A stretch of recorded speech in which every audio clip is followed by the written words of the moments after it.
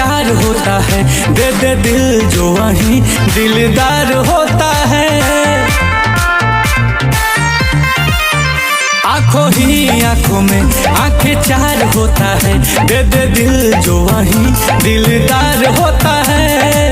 अपने सनम को प्यार से हमको थोड़ा देखा कीजिए। मेरे हम सफल काले आंखों में तो चश्मा लगा लीजिए।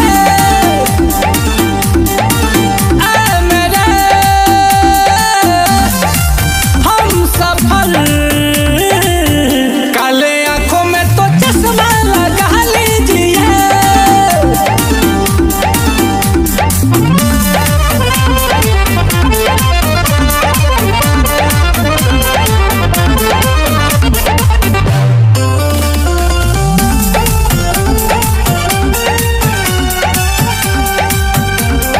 गाल गुलाब के पंख के जैसे, होठ तेरे मधुशाला है।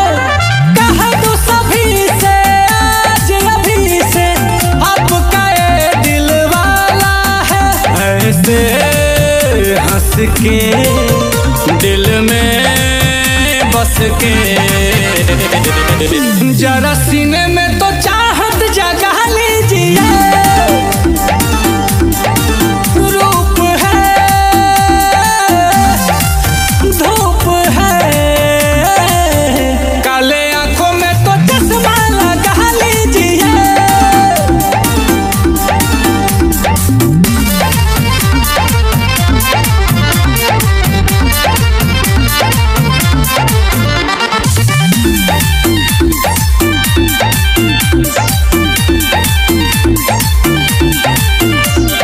हुस्न की रानी तू मस्तानी, मौसम की बहार है तू। ताजमहल सी कोई गजल सी, नीलकमल की प्यार है तू। ओ मेरी जान जा आए है